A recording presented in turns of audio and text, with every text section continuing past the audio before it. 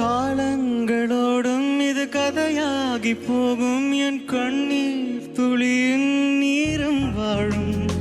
தாயாக நீதான் தலை கோத வந்தால் உன் மடி மீது மீண்டும் ஜனனம் வேண்டும் என்